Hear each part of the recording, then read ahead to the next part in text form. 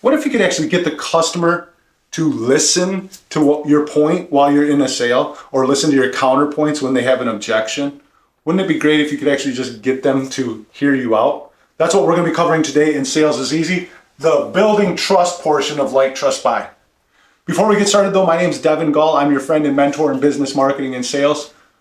If you want to work with me a little bit closer and find out exactly what you're falling short on, how you could make just some couple of very small short adjustments and become a top 20% rep in your sales or in your office, I do offer one-on-one coaching now. Also check out the new course. It just became available. I have put the last decade into this. This is the exact thing that I've been teaching people for the last 14 years. And I've helped multiple people go from entry-level earners, entry-level plus commission, to multiple six-figure earners, to management, to top sales consultants, to top 20% in their office in their region. So if you want to check it out, links in the description. Let's get started. Building trust. First thing you want to do is eye contact. Right? Lock in. But not too crazy, right? You don't want to just sit there and mean mug them, right? A mad dog them or whatever. 7 to 12 seconds of sustained eye contact. That's really the key for that establishing trust. You don't want to have shifty eyes. You don't want to be all over the place. You don't want to be looking down at your feet. You don't want to be looking away from them. You want to stand in your power, talk to them one-on-one. Now, some people, you have a problem. I've just noticed this training hundreds of people. There's some people have a problem with eye contact, and that's okay. You can still do this. You can still do great eye contact. Here's a trick. You just look into their right eye. Don't maintain eye contact. Just look right through their right eye. It'll be the same thing. Confidence, right? Confidence is key to all sales, to all closing. But confidence is it's giving off this energy of like you believe in what you're doing, right? So if you want the customer to believe in what you're doing and believe in your product or service, you got to believe in what you're doing and believe in your product or service. Maybe you don't believe directly in your product or service. You got to believe in what it does for the customer, right? You got to believe you got to find something to believe in. Right? Maybe you wouldn't buy your product or service, but you do know it's a good fit for a lot of people because it's provides something for them, provides something that their competitor can't do for them. So you gotta find something that you truly believe in your product or service, in what you're doing, and that's where you're gonna get your confidence from. When you build trust, you're lowering the resistance. Customers have these sales barriers up. You gotta understand.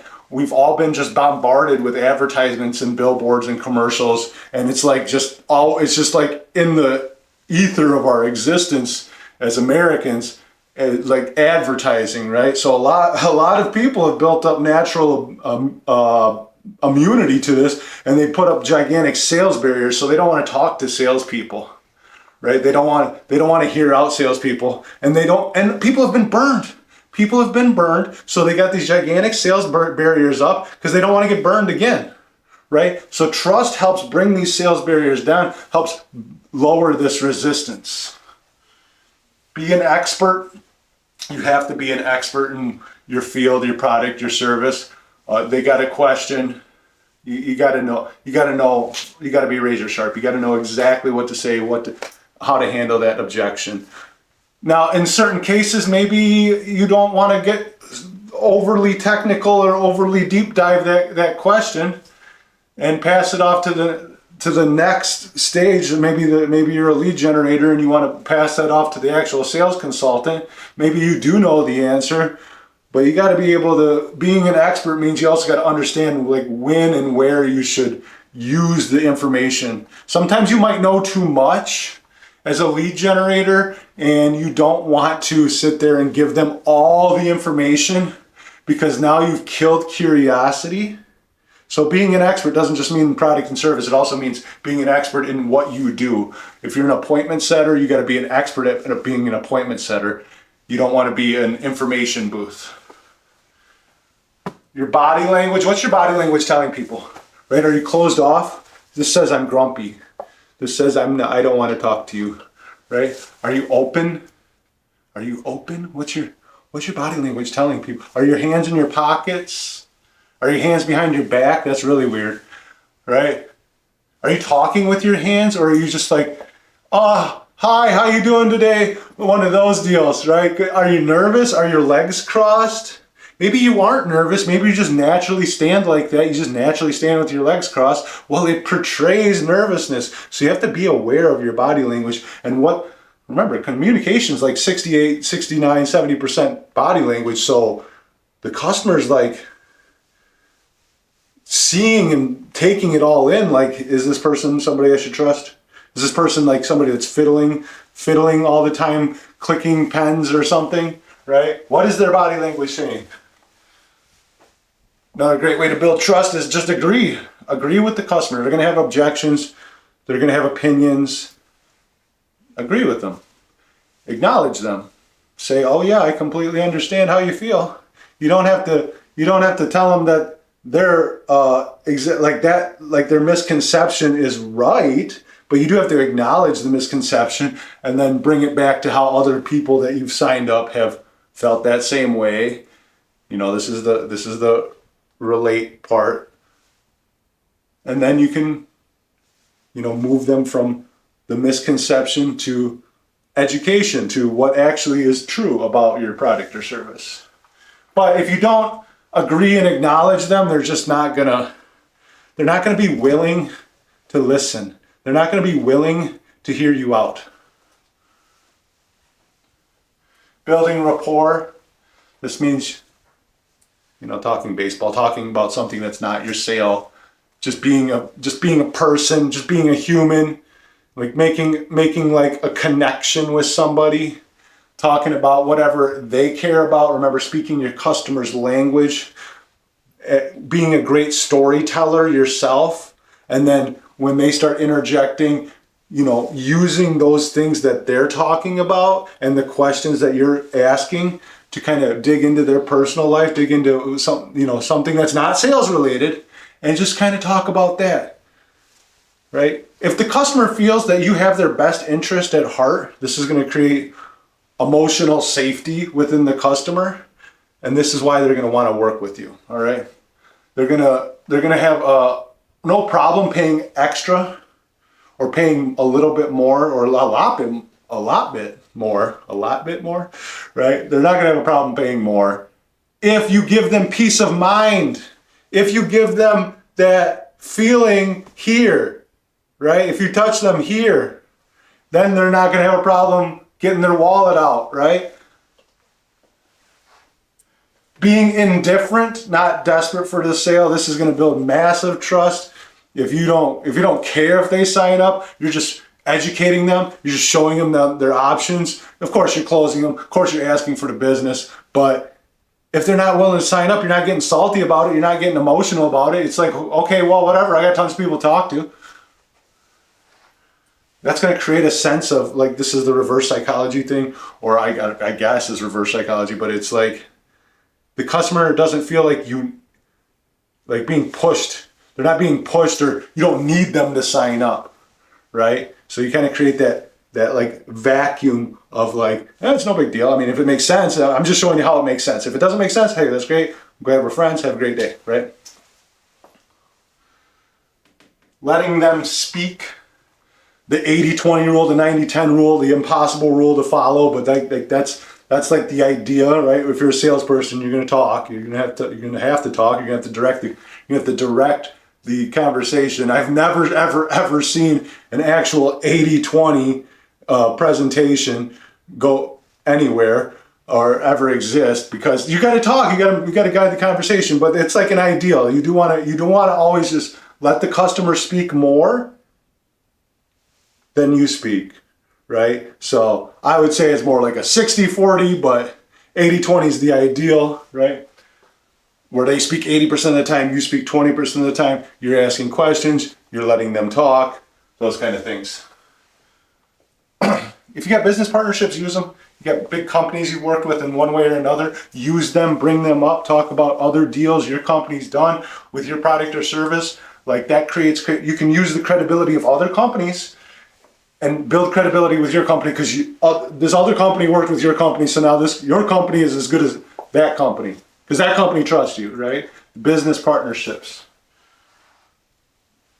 Speaking their language, I touched on this kind of slightly already, but using their tonality, using their annotations, using just how, like, mimicking their body language to a degree.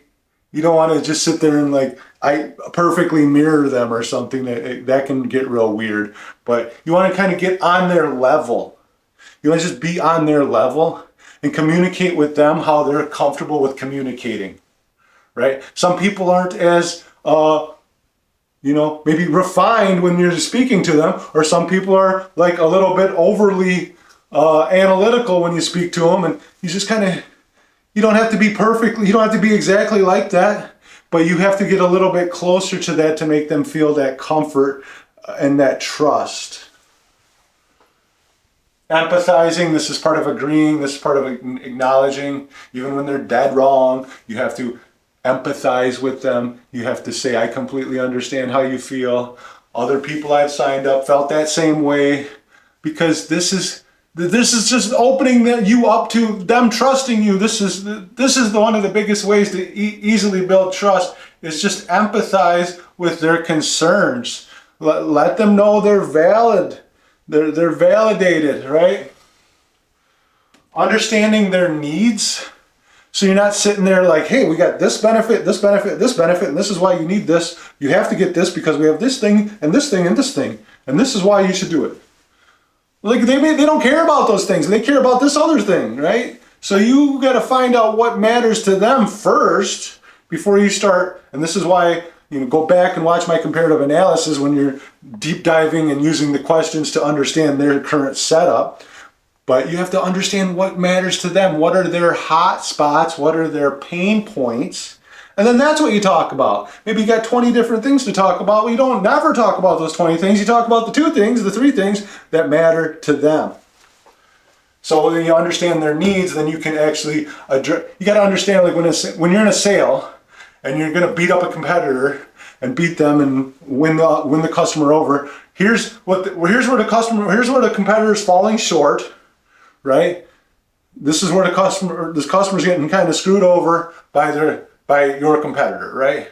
And you're going to come in like the savior and save the day and, patch up the wounds and fix all the problems and create just a better life and a better scenario and a better going forward for that customer, because you have the solutions. But if they got a cut on their leg, and then why would you put a bandage on their arm, right? If that doesn't matter. That doesn't matter to the customer. They're worried about they're bleeding out from their leg, right? So you got to really identify what matters to them and what's important to them, and only focus on those things. That goes into the next part. Talk about what matters to them. Use silence instead of a lot more powerful. Use a measured pause. Using a measured pause, it just creates this sense of, oh, this person knows what they're talking about. This person is decisive. This person is somebody I want to work with. All right. Being authentic. When you're telling stories, you're having a good time, right? Maybe you don't want to go too far, right? You don't want to get too loose. If they're, don't treat them like an old friend, but not your best friend, right? But be authentic. So then they're going to feel that energy. Authenticity is one of the strongest energies a person can feel, because if they feel that you're authentic in your conversations, everything else you're saying is going to carry that same authenticity. So remember that when you build this trust, it gives you leverage for the customer to actually hear, your rebuttals to their objections. They're actually going to hear all the points that you're making, because you sat there and you dug deep and you agreed with them and you found out what was important to them and you built a great relationship with them and you ultimately established trust. You get great eye contact, you get great body language. This is how you get a customer over to your side. This is how you get a customer to do work with your service or your product. I appreciate y'all coming down. We'll get to the next part, buying, in the next video. Have a wonderful day. Make sure to like, comment, and subscribe if you're into it.